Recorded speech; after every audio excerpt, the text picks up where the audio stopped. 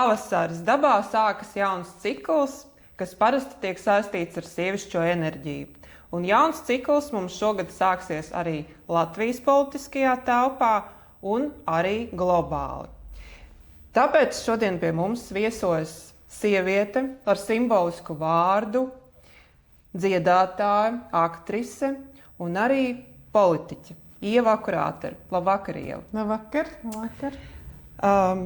Es zinu, ka radošiem un daudzpusīgiem cilvēkiem ir grūti sevi reizēm pieteikt, jo viņi ir vispusēji, viņiem ir dažādas darbības sfēras, arī tev, arī man. Un kā tu sev pieteiktu vienā vārdā vai vienā teikumā, apkopojot kā esenci visam?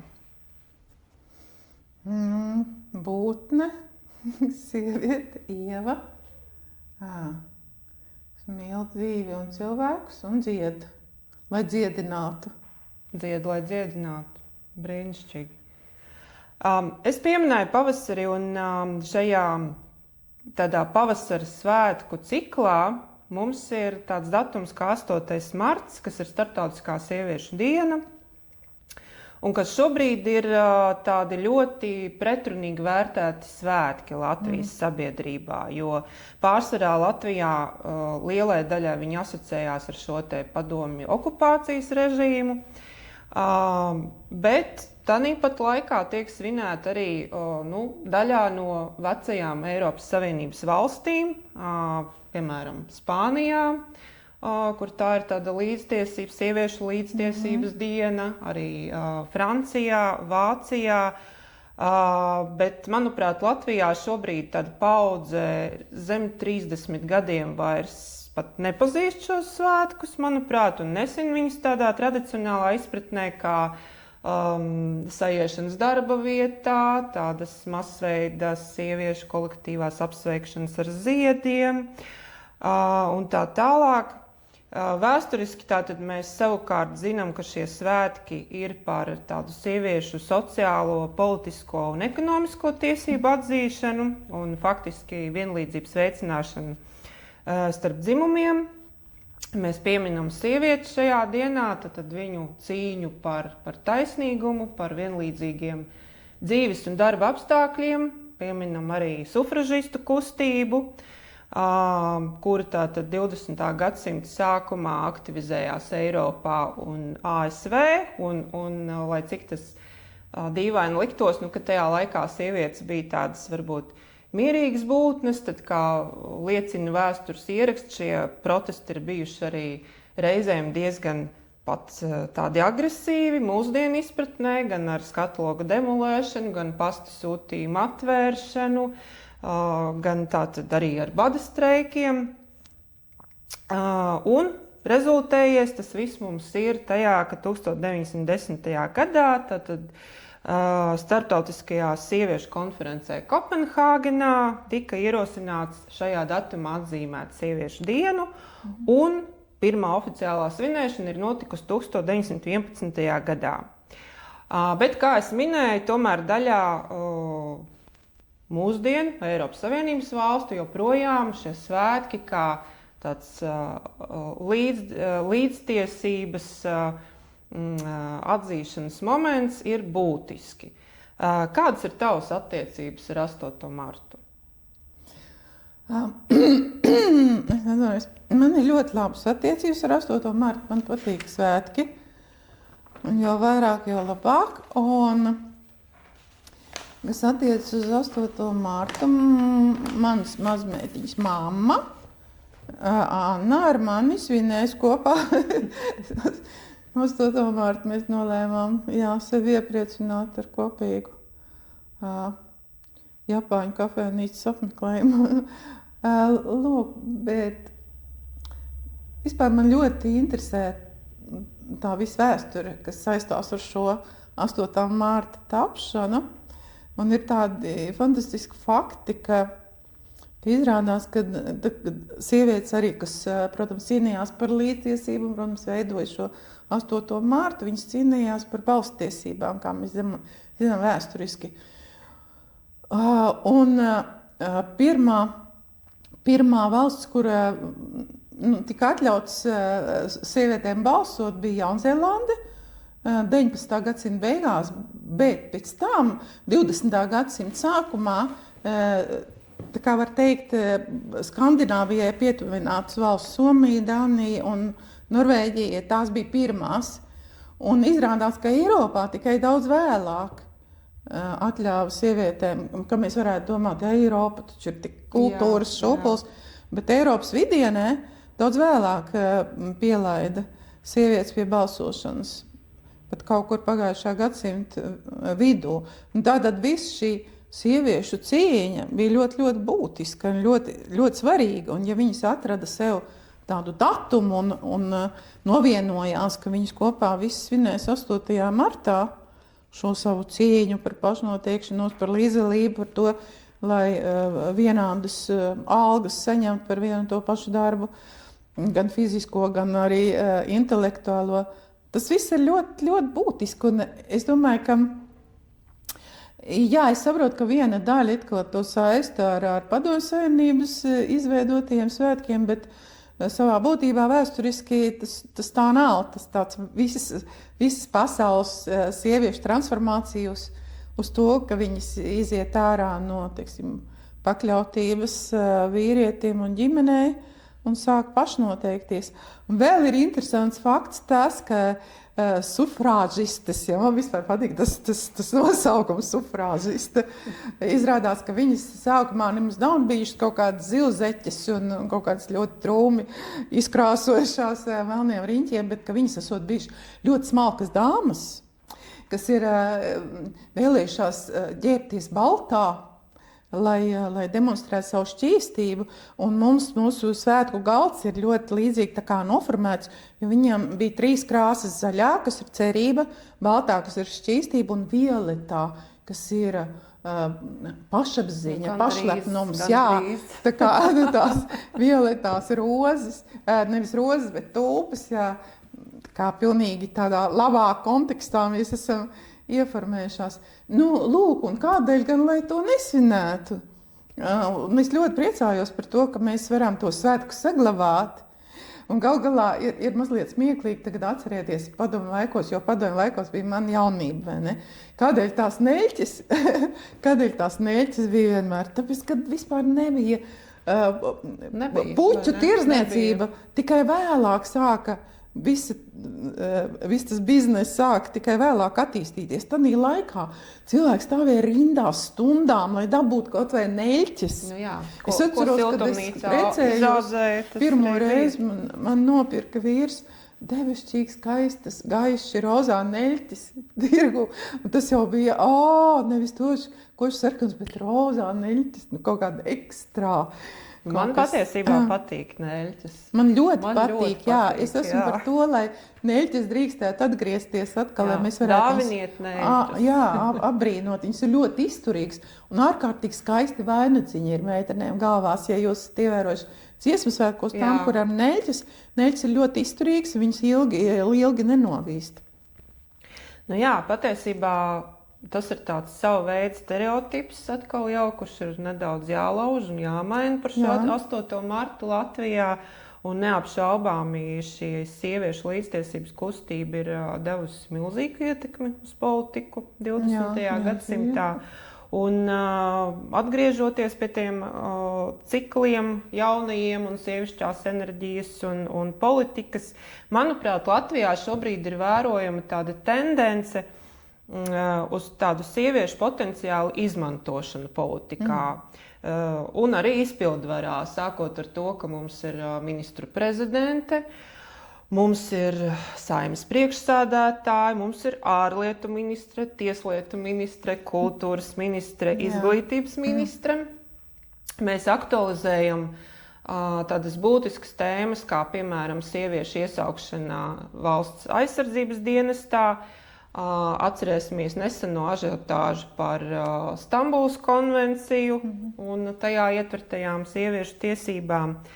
Arī, ja mēs paskatāmies pagājušā gada pašvaldību vēlēšanas, tad Rīgā vismaz 2 politiskās partijas startēja tieši ar tādiem nosacītiem sieviešu sarakstiem, kur sievietes bija kā līderes, kā numur 1 un 2 un 3. Un tāpat arī šobrīd tiek kultivēts tāds postfeminisms, kad šīs politiskās aktīvistes, kuras ir sasniegušas tādu zināmu statusu un zinām kaut kādu profesionālo ietekmi, izmanto šo te izklaides industriju, piedaloties nepolitiskos TV šovos, it kā no vienas puses demonstrējot šo savu tādu līdztiesību un to savu sasniegto statusu, bet tāpat laikā demonstrējot atklātu to savu sievišķo pusi un to sievietes būtību, kur ir atšķirīgi no šī vīrieša. Un te es nerunāju par to procesu, kad radoši cilvēki iet politikā, bet tieši otrādi, kad šie te politiķi un savas jomas profesionāļi izmanto tādu šovu biznesu un to radošo vidi, lai pasniegtu sevi. Kā tev šķiet, vai tavuprāt šī sieviešu potenciāla izmantošana šobrīd ir tāda apstākļu sakratība, vai politiskie spēki tiešām šobrīd meklē kaut kādus jaunus ietekmes veidus un jaunus komunikācijas veidus ar sabiedrību caur šo sievietes tēla prizmu? Un vai mums ir šis postfeminisms vai nav politiskajā vidē? Es domāju, ka tāda tieši postfeminismu es kā nevēlētos pieņemt, jo, manuprāt, dažreiz tādi apgalvojumi, ka, lūk, vai nu tur ir ārkārtīgi sakāpināts feminisms, vai atkal tur vīrieši tāpēc ir tādi, vai vīrieši, un tad izmet tādu frāzi internetā, un tad visi ņem cīnīties ar to frāzi, vai tā ir, vai tā nav, bet īstenībā tas apgalvojums ir absurds, tāpēc, ka dzīve ir daudz komplicētāka un sarežģītāka un daudz pakāpņēnāka nekā šie apgalvojumi, kuri tiek izmesti vispār kā ēsma. Ja? Es domāju, ka dzīve rit uz priekšu, dzīves lielais rats, un mēs esam tagad 21. gadsimtā, un, protams, ka sievietes ir tik ļoti jau sakrājušas sevī pašapziņu un izglītību un drosmi, un joprojām ir saglabājuši sevī to mātišķo rūpi, reālo, eksistenciālo rūpi par cilvēci, par cilvēkiem, par sabiedrību, ka gribot, negribot, sieviete sāk vienkārši izvirzīties. Tādēļ, ka ir lūk tāda lieta, ka es,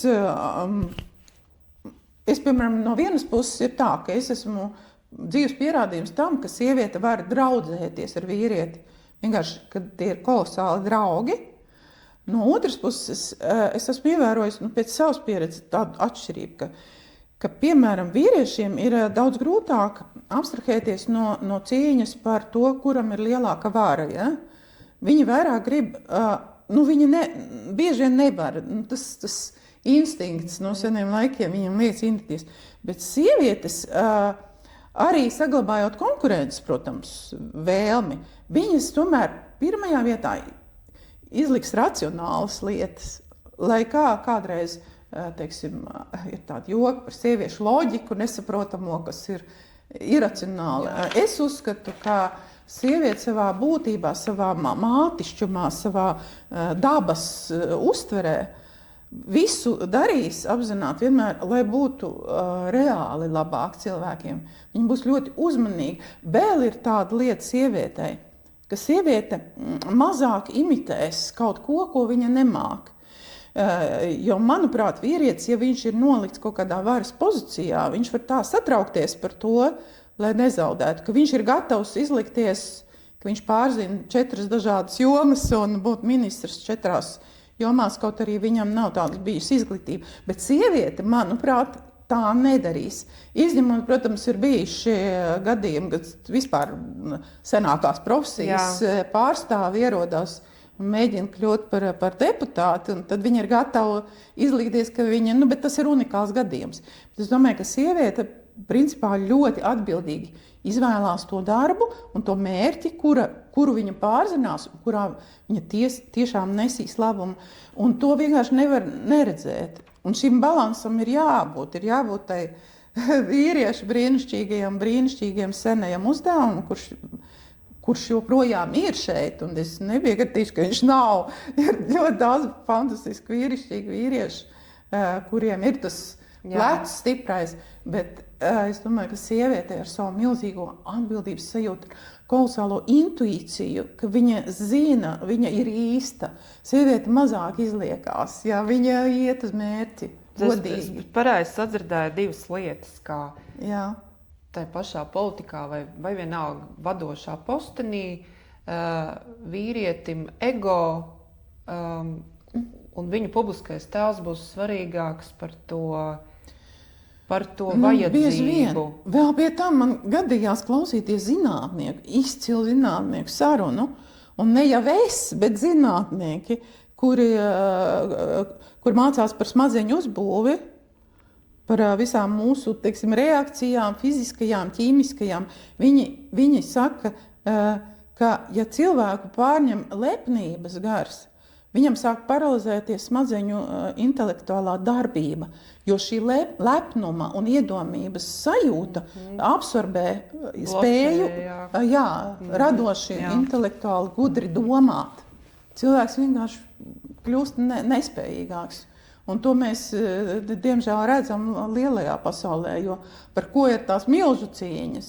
Tikai par varu un par savu lepnumu ārprātu. Un cilvēki vienkārši, viņam neko nevajag, viņam viss ir, bet viņš nevar apstāties. Jā, viņš arī nevar apstāties. Jā, tāpēc, ka viņam vajag to varu nepārtraukt izspēlēt. Un sievietēm mazāk katrā ziņā to vajag. Nu jā, un otrs, ko es sadzirdēju, ka faktiski tajā brīdī, kad mēs runājam ne tikai par cilvēces, bet arī valsts pašsaglabāšanos, kas faktiski jau ir cilvēki, būtu jāaicina sievietes vairāk. Es būtu par to. Ir jau tādi, man patīk arī tādas teiksmes un tādi vēstījumi. Ir kaut kur tāds vēstījums, ka ja būs visos līmeņos sievietes Latvijā, tanī brīdī beidzot Latvija uzplauks un uzzels un būs brīva no spaidiem. Māte Latvija. Es ceru, ka vīriešiem nav nekas iebilstams, ja viņi tādu labumu arī iegūs. Nu jā, bet par tām sievietēm politikā, kā tev šķiet, tas ir vairāk tāds maigais spēks, kurš ar to savu tādu diplomātiju varbūt un tādu spēju nopaļot kādus asos stūrus, kaut ko vairāk ietekmē, vai kā mana mamma saka Liepājā, vai tās ir tādas dzeles vecenes. Tas ir tāds vēl viens stereotips, manuprāt, par sievietēm politiķiem. Kā ir tev tas kopējais priekšstats radies, darbojoties? Man ir radies, ka sievietes ir ļoti izturīgas, tās, kuras ir iemācījušās būt izturīgas, jo politikā ir jābūt ļoti, tā kā, lai viss notek, tas ļaunums un šausmas un stress, lai viņš nepaliek iekšā. Augstasinīgs bieži vien, ļoti mērķtiecīgs. Bet es ievēroju, ka tās, kurām ir tāds īpašs spēks, viņas arī ir kaut kāds ļoti, ļoti fascinējošs, sievišķīgas arī pie reizes. Viņas tādas pilnīgi, sievietes tādas. Jā. Bet ir kaut kāda, tā vainu, būtu tā kopīgā, domā, ja? Vainu. Vai arī tas, kā tu saki, tā īpašā harizma droši vien, tā ir harizma, vai kaut kas cita kāda īpašība, kas ir tā kopīgā iezīme varbūt šīm sievietēm politikā, jo, droši vien, ka katrai tai profesijai ir kaut kādas profesionālās tās iezīmes vai personības iezīmes. Kas ir sievietes politiķas iezīme? Vienojošā. Spēja augstāka mērķa vārdā saglabāt līdzsvaru sevī visu laiku. Jo ir ļoti, ļoti svarīgi saglabāt to līdzsvaru. Jā. Arī no diplomātiskā viedokļa nedrīkst izkrist no lomas labā nozīmē un no uzdevuma. Un arī nedrīkst pārāk satraukties, jābūt diplomātijai arī tajā, ko tu dari. Es domāju, ka es nezinu, tur ir tāds kopums. Jo man ir jāskatās, es tagad skatos, tu prasi sievietes no dažādām partijām, teiksim, kas ir vairāk tā kā lojāls maniem uzskatiem. Tās sievietes ir dažādākas, viņas mazliet atšķirās no tām sievietēm, kuras ir tā kā man idejiski vairāk liekas tādas pretinieces. Šis ir interesanti. Jā, tas man liekas interesanti, tāpēc es nevaru atbildēt viennozīmīgi uz tavu jautājumu. Jā. Jo, manuprāt, arī gal galā, ja ir sievietēm mazliet slāvu asins klāt, tad viņi ir uzreiz tādi ugunīgāki. Ja ir vairāk ziemeļnieciskās asinis, tad varbūt, viņi varbūt tur vārās pa iekšu, bet ārpusē izskatās, it kā viņi būtu visu laiku ļoti saņēmusies. Bet galvenais, ja es saku, ka sievietei ir spēja nesabeigt savus nervus. Es domāju, varbūt vieglāk nekā vīriešiem. Kaut gan ir politikā ārkārtīgi daudz izturīgi vīrieši, mēs to redzam. Tas ir piemērs, bet sievietei ir spēja tā kā sevi restartēt visu laiku. Un tas, manuprāt, tas ir tas svarīgākais. Vēl ir tas, ka, piemēram, sieviete var tā kā izspēlēt tādu kā lomu izspēlēt. Pilnīgi nopietni noticot šai lomai, nemelojot, bet tomēr mazliet uzspēlējot. Un tas dažreiz arī ir ļoti politikā noderīgi.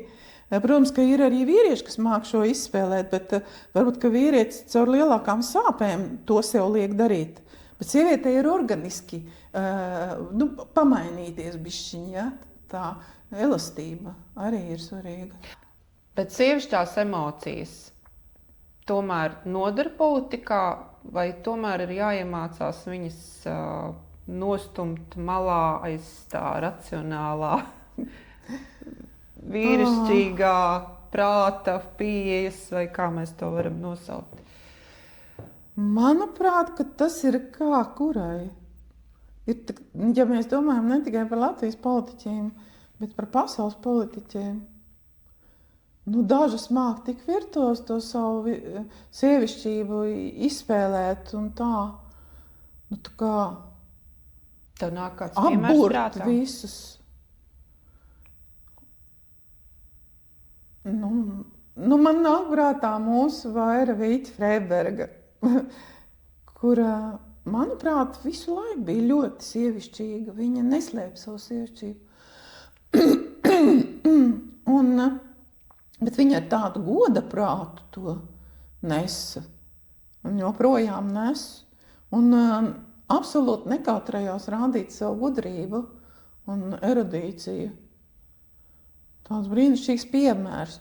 Un es arī domāju, viņa tik ļoti savā sievišķībā staroja, ka tad, kad bija tā kā viņas atvadīšanās no prezidentūras, ka viņai jau izveidoja to milzīgo ziedu pļāvu Siguldā. Tas taču ir ārkārtīgi sievišķīgs akts. Milzīgi ieleja pilna ar ziediem. Ja? Es vēl arī tur spēlēju un dziedāju starp citiem mūziķiem. Un es domāju, tas ir, ja viņi nebūtu tik sievišķīgi, tad cilvēkiem neienāk prātā tā viņu apsveikt ar ziediem. Ja? Es domāju, ka vajag izbaudīt savu sievišķību. Viņai, protams, ir daudz dažādas gradācijas. Jā. Citi iznāk tiešām tādā gandrīz kā spāņu dejotājs, tu zinās, jā, tādā tēlā, jā, un tādā ugunīgā, un visi, jā, ko viņa teica. Un cita iznāk tā kā slīd, kā tāda ziemeļmeita, jā, tāda cēla un skaista, bet viņa ir ļoti izturīga un noteikti un mētīs, un atkal visi ir aburti. Man liekas, ka sievišķība nodara, jā. Jā, sievišķība ir dažāda. Jā. Galvenais ir laikam atrast to pareizo Jā. savu to sievišķības veidolu. Jā. Kādi ir bijuši tavi izaicinājumi politiskajā darbībā tieši kā sievietei? Kas tev ir traucējis un kas tev ir palīdzējis tajā, ka tu esi sieviete, politika, politiskā darbība? Nu, man ir tā, ka man vienmēr nodara tas, kad cilvēki man tic, tāpēc, ka viņi redz, ka es runāju patiesību. Man vispār vecmama jau bērnībā mācīja nezodz un nemelo svarīgākās lietas, ko maziņai mācīja.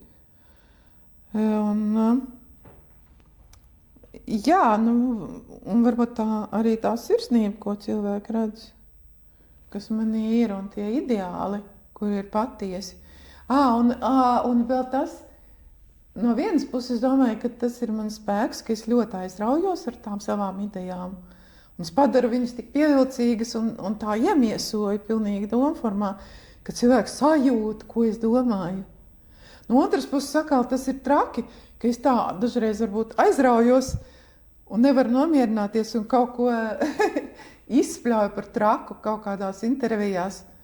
Jo es jau esmu arī māksliniece, joprojām arī tad, kad es biju politiķe. Un tad man metās virsū kaut kāda lapseņu pūžņi šausmīgi un gāna un ārprāts. Es tā kā jūtos, ka man tūlīt aiz matiem aizvilks un kaut kur sadedzinās.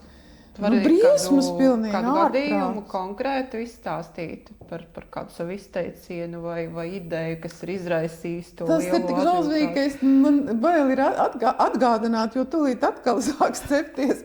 Bet tāpēc, ka cilvēki dažreiz noglausās nevis visu to teikumu un saprot, bet viņi izrauj to vienu daļu. Kā? Viņa tā pateica. Vai to, kas par viņiem pašiem liekas. Jo es runāju par tiem, kas ir iefiltrējušies varbūt, un ko vajadzētu drošības komiteja varbūt uzjaust. Un daži cilvēki ir nokļuvuši šajā iefiltrēto spiegu ietekmē, un viņi to nejūt, un viņi palaiduši garām to brīdi, un viņi paši to nav nofiksējuši. Ja? Par to es runāju. Un tad es tā izteicos brīvi, un tad tik bija ārprāts. Un tad mēs ar Evitu Zālīti bijām tādā trakajā brīdī, kad bija jābalso par to, vai ir iespējams, ka cilvēki, kuri ir no viena dzimuma un viņi ir izveidojuši savu ģimeni, vai tas ir iespējams, ka viņiem varētu izdot kādu lapu, apliecinājumu, ka viņš drīkstētu savu to draugu apmeklēt arī uz nāves gultas, kad viņš guļ reanimācijā. Par to bija ārprāts. Man liekas, ka mūs tūlīt aizvilks, vienkārši ārprāts. Tagad jau tas ir izvērties vai ne milzīgos jauniešu demonstrējumos un viss, bet mēs mums likās tā, tūlīt mums tagad ieskries, saķers aiz matiem un aizvilks, jo pie tam tur vispār nebija nekā amorāla, tur bija tikai tas, ka lai cilvēku pašcieņa netiktu 21. gadsimtā netiktu traumēti. Ļoti, ļoti tipisks piemērs tam, kā cilvēki izrauj no kontekstā. Šausmīgi, jā. Vai mēģina sev vēlamo pasniegt caur. Un tad man uzbruka tie briesmoņi ar tiem mikrofoniem ārprāts. Un tad viņi, protams, nezinātājs jau nevar pateikt, kurš nav profesionāls, tikai profesionāli filmētāji to zina, vai ne? Jo viņš visu laiku tas cilvēks tur bļauj kaut ko savā mikrofonā, un kad es atbildu, viņš tur tālumā, un izklausās, ka es klusiņām kaut ko pīkstu, ja? Un viņš tur uzvaroši tāds visāds tāds. Jā, un tad viņš to ieliek, un visi domā, bet tie, kas ļoti uzmanīgi klausās, saka, Ieva, tu laikam tur nodarbojies ar demagoģiju. Tie saprot, draugi, ja? Viņi atšifrē, ko es tur teicu, un viņi saklausa. Bet tā kā tādam lēticīgākam skatītājam, viņai nebija ko atbildēt, bet tas cilvēks jau man neļauj atbildēt. Tādas visādas lietas. Īsts šovs. Jā, īsts šovs. No tā. Bet galvenais, ka tur arī ir vēl tādi šovi, kad es nesaukšu vārdā, bet, piemēram, no tiem uzbrucēju briesmoņiem, pirms tam viens cilvēks. Precizēsim par uzbrucēju briesmoņiem, tu sauc žurnālistus? Nē. Nē. Nē. Nu, bet es negribētu laikam tagad tā. Nu, tie, kas bija pretinieki, nu, kas bija pretinieki visvairāk šim likumam, par ko es runāju, to arī uzjundīja tie cilvēki. Jā, bet no viņiem man pirms tam brīdināja, ka gatavojās, ja viņi tevi sist krustā. Iedomājies, cik tas ir. Bet es pēc tam izdomāju īstenībā, ka es tos cilvēkus neienīstu. Jo, redz, ka ja es esmu sieviete un es esmu ticīgs cilvēks, man Dieva apziņa ir pirmajā vietā uztverot un godīgums. Es nevaru ienīst tos cilvēkus, kas nav vienādā, teiksim, platformā ar mani indiskā, jo tas naids jau pirmkārt mani pašu sēst. Es tāpat es viņiem piedodu, es viņiem vēlu labu, es nepiekrītu viņu uzskatiem. Bet man īstenībā viņš kaut kādā ziņā ir žēl, un es gribētu, lai viņi arī būtu laimīgi. Mēs par tiem briesmoņiem ar mikrofoniem ierunājāmies. Bet, jā, mums ir arī vēl citi briesmoņi ar mikrofoniem. Es jokoju. Masu mēdīji. Kā tev šķiet, vai mēdīji un sabiedriskā doma vērtē atšķirīgi sievietes un vīriešus politikā vai nē? Jo, manuprāt, liekas, ka jā, reizēm pat liekot akcentu uz tādām varbūt tīri vizuālām lietām, jā, jo es neatceros nevienu vīrieti, kurš būtu varbūt izteikti apspriests kādos mēdījos par vizuālo izskatu, bet mēs bieži vien sastopamies tieši ar sievietēm politiķiem, kuras tiek apspriestas. Nu, piemēram, minēsim Solvitas Āboltiņas frizūru, ja, kur ir tikusi apspriesta. Glorificēta. Vai tāpat mūsu premjere, kura tiek apspriesta, vai ir bijis atbilstoši, neatbilstoši apģērbs un tā tālāk. Bet ne tikai par vizuālo, vispār par politisko darbību, par viedokli, par attieksmi. Ir atšķirīga atspoguļošana vai ne? Kā tev liekas? Jā, es domāju, tas gan tur sanāk tā. Grēkot, gribot, negribot, varbūt žurnālistiem, jo viņiem ir jāmeklē dažādi rakursi, kā rakstīt par politiķiem, un īsti pie vīriešiem īsti nav kur piesieties. Jā.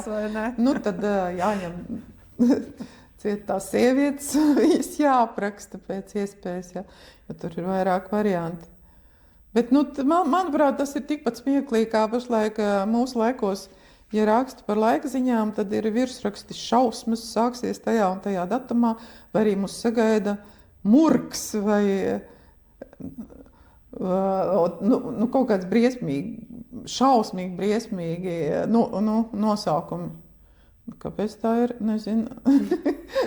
Jo cilvēks vienmēr reaģē uz briesmām vai reaģē uz apdraudējumu vai kaut ko intensīvu. Vienkārši agrāk tas bija vienkārši augsts vai silts laiks vai vētra vai sniegs vai saule. Tagad murgs sāksies 15. datumā visu laiku. Es ievēroju. Bet tas ir tāpat sievietes, ja ir kādi politiķi. Ko tad viņi ir uzjaukusi, jā. Bet labi par masu mēdījiem, bet tieši par pašu politisko vidi. Tu esi politikā jau no atjaunotās Latvijas pirmsākumiem. Es arī pielikuši savu roku. Pat pirms atjaunotās Latvijas pirmsākumiem. Jā. Un kāds ir tavs vērtējums kopš tā laika politiskajā vidē līdz mūsdienām? Ir mainījusies attieksme pret sievieti politiķi vai nē? Kā jūs uztvērt toreiz un kā sieviete politiķe tiek uztverta šobrīd tādā vīriešu politiķu vidē? Vai ir atšķirība vai nav atšķirība, vai tas ir arī kaut kāds mīts? Es domāju, ka tas ir līdzīgi, kā tas mūžīgi mūžos ir bijis. Nu, protams, ka tagad, manuprāt, ir vairāk drosmīgu jaunu meiteņu, jā, kas iet uz to mērķi, kas nebaidās no politiķas darba un misijas. Bet principā jau pārdesmit gadu, es domāju, tādā vēsturē un mentalitātē neko tādu milzīgi neizmaina. Bet ārpus tēmas sieviete politikā, par cilvēkiem vispār šobrīd. Kādēļ cilvēki šodien vairās iesaistīties politikā? Es izstāstīšu, kādēļ tāds jautājums, jo es arī pārstāvu politisko partiju, mēs pārstāvam vienu politisko partiju, un tas, ar ko es saskaros, kā uzrunājot cilvēkus, un ne tikai es, bet arī citu politisko spēku pārstāvi, uzrunājot cilvēkus, saskarās ar to, ka šobrīd tāda darbība politikā, jeb būšana politiskās partijas rindās ir tāda stigmatizēta. Tev uzreiz tiek piedāvāts virkne ar negatīvām īpašībām, ļoti stereotipiskām. Protams, viena daļa, ja mēs runājam par uzņēmējiem, tad uzņēmēji bieži vien atsakās no šīs politiskās darbības dēļ laika trūkuma, lai gan sabiedrība ļoti gribētu viņus redzēt politiskajā darbībā, jo tie ir tieši tie cilvēki, kuri saprot to centa vērtību, paši bieži vien ir uzbūvējuši šos savus biznesus un viņi legāli var daudz vairāk nopelnīt nekā strādājot. Viņi zina to naudas vērtību. Deputāti. Kā tev šķiet tas galvenais iemesls, kādēļ cilvēki atsakās izpildīt to savu pilsonisko pienākumu un iesaistīties šajā politiskajā darbībā? Manuprāt, liela daļa baidās tiešām no tās uzreiz negatīvās lomas, kuras viņiem piedēvēs. Jo ir izveidojusies tāda ļoti kroplīga situācija, ka no vienas puses daudz partijas, pie tam es ceru, ka mūsējā tāda nav, bet daudz partijas ir pilnīgi tā kā verdzībā saviem iedomātajiem vēlētājiem. Viņas nevar pieņemt ļoti vajadzīgus lēmumus, viņas nevar rīkoties kaut kā cilvēcīgi vai atbilstoši laikam, bet viņam visu laiku ir jāstagnē iekšā tajā vecajā kaut kādā sava vecā labā vēlētāja kaut kādā iedomā, kā vajadzētu. Un bieži vien tur ir tādi pārspīlējumi, kurus tad viņi dara, ka tas liekas tik smacējoši. Un jaunam cilvēkam, es domāju, ja viņš nāk partijā, viņš grib strādāt reāli, viņš grib, ja viņam ir varbūt jāizskaidro savam vēlētājam un saviem piekritējiem, viņš ies un skaidros, vai ne? Bet viņš negribētu pieņemt, ka tas vēlētājs jau iepriekš būs tikai tā, kā bija, un ka tas paliks viss augsts un vecmodīgs un veclaicīgs un bez laikmeta vēsmas, bez racionālas, kā, atvērta saprāta pasaules pilsoņa, ja saglabājot latvietību pirmajā vietā saglabājot, bet ar tādu atvērtu pasaules pilsoņa smadzeņu darbību. Jo mūsdienās, teiksim, jaunieši ļoti atvērti. Viņi ir man, kurus es pazīstu jauniešus, man ir laimēs, viņi ir humanisti, viņi staro. Tur, kur mēs ar pērkonu spēlējam kaut kur, es nezinu, 2. vidusskolā, mēs pēc tam saskatāmies un tādas saule vienkārši gaismas sprādziens, gan intelektuāls, gan dvēselisks, ja? ko tik tie cilvēki nevar, bet viņi ir pilnīgi atvērti, tas internets un labā nozīmē varbūt arī mākslīgais intelekts kaut kādā veidā, ja? Viņš neliek viņiem tā kā turēties pie kaut kādas savu, tur tas ētas mieta un tik tā, ja tu esi Baltkrievs, tev momentā, kaut vai tev ir 80 gadi, tev jāpamet savu latviešu mazbērnu un jābrauc dzīvot savā Baltkrievī. Tas kaut kā ārprāts necilvēcība kaut kāda. Jaunietim liekas, kāpēc viņam jāiet un kaut kas tāds jāakstās. Viņš grib strādāt valstī, viņš grib strādāt cilvēkiem, sievietes. Grib vēl strādāt bērniem un veciem cilvēkiem. Ja? Pēc kā mēs vērtējam tautas izaugsmi. Ja viņi rūpējas par šiem vecajiem cilvēkiem un bērniem, un sievietes ir tās, kas to dara. Jauniešiem vajag redzēt to savu, kā to tālo ideju, to horizontu, to brīvību, ka viņš varēs jēdzīgi kopā ar gudriem, atbildīgiem cilvēkiem Kā tev liekas, strādāt Latvijas labā, ka viņi nekļūs pēkšņi par kaut kādiem vecmanīgiem, nežēlīgiem, ārprāta pārņemtiem, kas turās pie sava kaut kāda iedomātā. Es nezinu, tas ir šausmīgi citreiz. Kā tev liekas, kādai vajadzētu būt tai vadošajai vīzijai, lai šo kosmopolītisko jaunieti piesaistītu iet uz vēlēšanām Latvijā, redzot to, ka, kā tu teici, ka vairums partiju vadīsies pēc jau tā ierastā vēlētāja. Un tad mums paliek šiem jauniešiem ļoti maz izvēle, vai pieslieties tādām ļoti progresīvām partijām, kas sevi dēvē par progresīvām partijām, vai izvēlēties kaut ko no šī labējā konservatīvā flanga. Kā labējam konservatīvam flangam parādīt šim jaunietim, ka tas nav kaut kas stagnējošs, tas nav kaut kas vecmodīgs. Tagad es runāšu par to pozitīvo un gaišo pusi, par tiem jauniešiem, kuri saskata sevī to spēju izsisties līdz veselajam saprātam, līdz tam, ka viņi varbūt varētu iegūt savus līdzdomātājus, līdzbiedrus. Un es tādu daudz pazīstu, kas tic tādam mērķim, intelektuālam, ļoti godīgam, ļoti dabiski savu tautu mīlošam mērķim.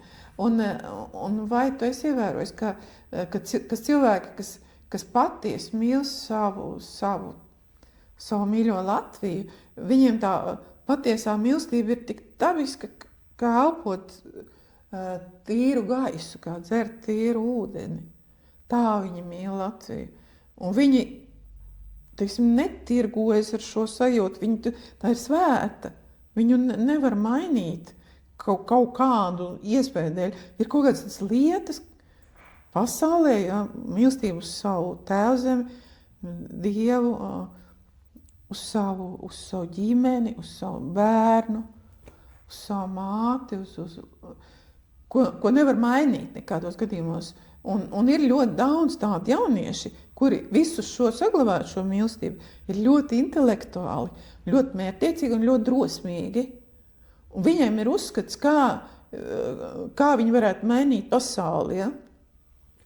Viņiem pat nav noteikti jābūt tikai vienā un vienīgajā partijā. Es domāju, tās var būt brīnišķīgas individualitātes, ja? Bet tādi ir. Jo, piemēram, pierādījums jau ir, tai drosmē ir, cik ļoti daudz jaunieši ir iestājušies zemesardzē. Un cik ļoti daudz jaunieši ir gatavi, gatavi aizstāvēt savu zemi. Un tas risks ir vēl daudz milzīgāks, par ko viņi domā. Ja? Tātad, esot politikā, nav tādas briesmas.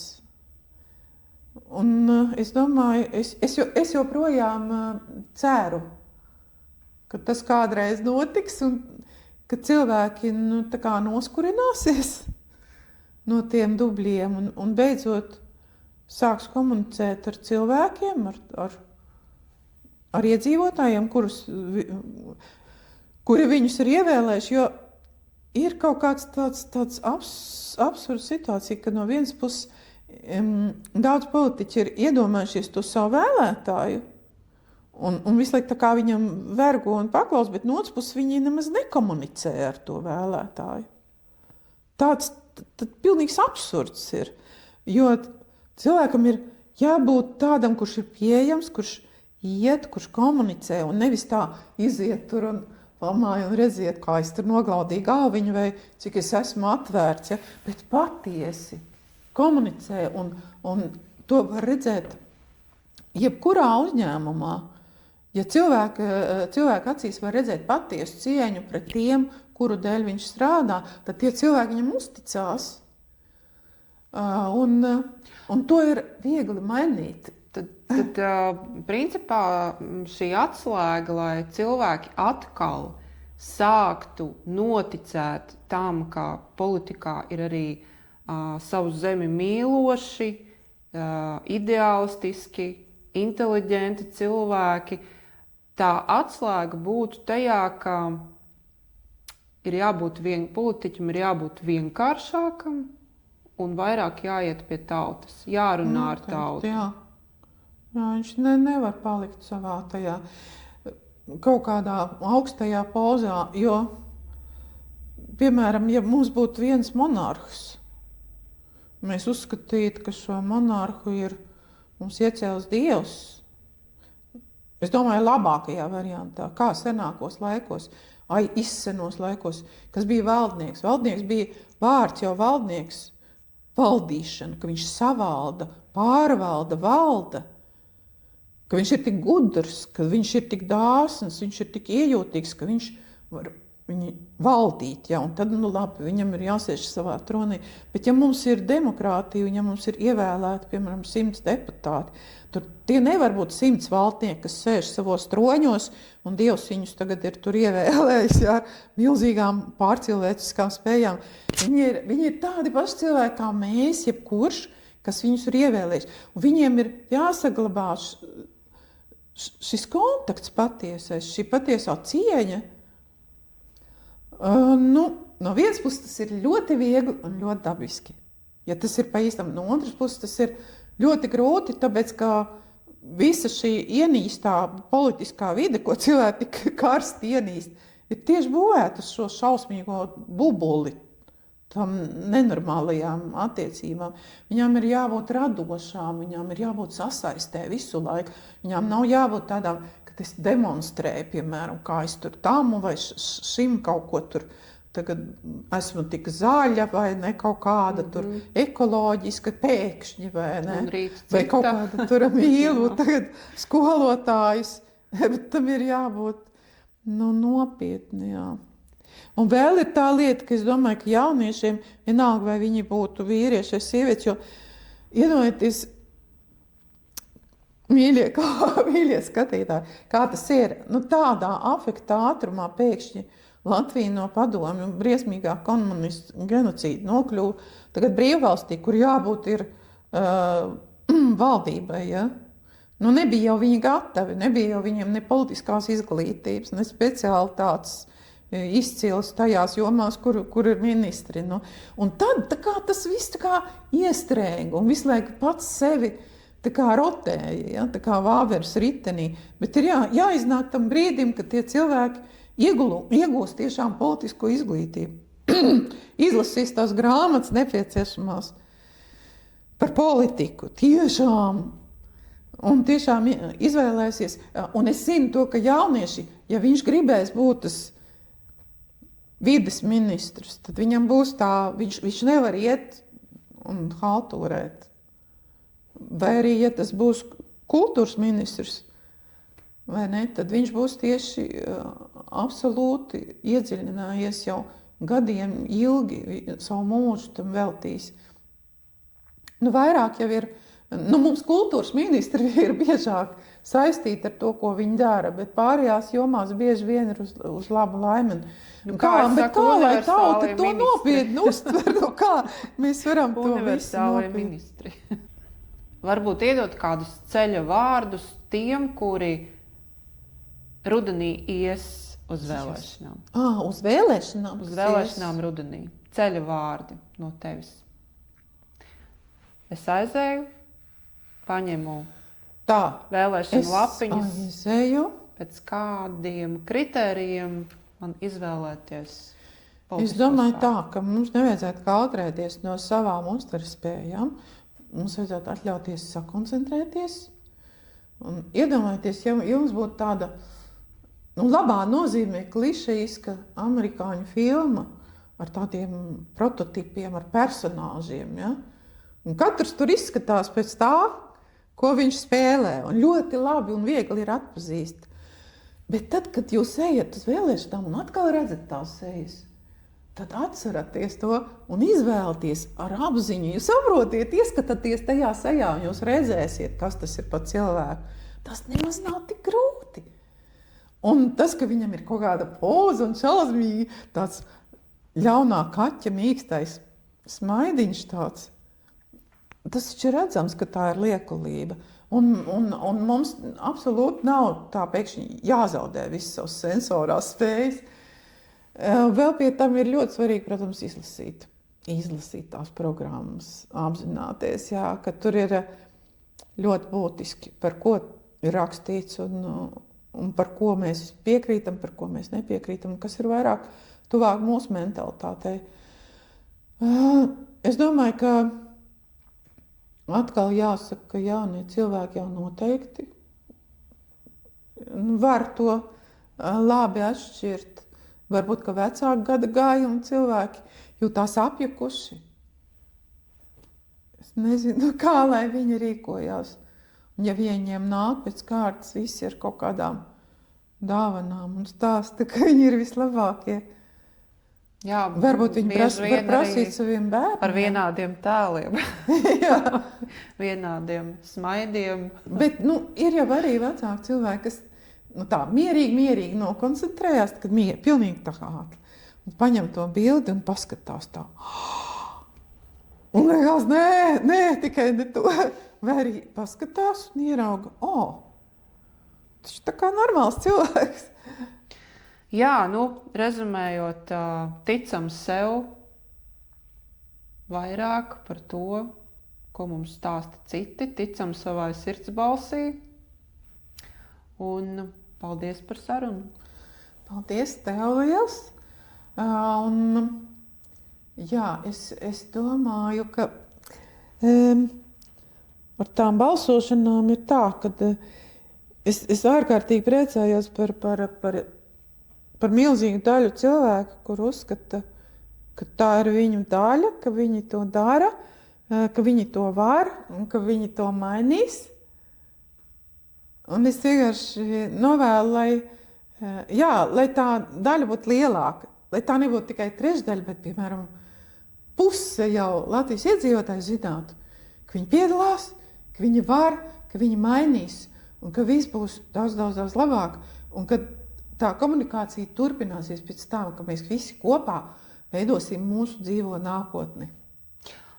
Jā, un tas, ko es gribētu pateikt, ejiet, dariet, nebaidieties, ticiet sev un droši rakstiet, zvaniet un jautājiet politiķiem, jo viņiem jums ir jāatbild.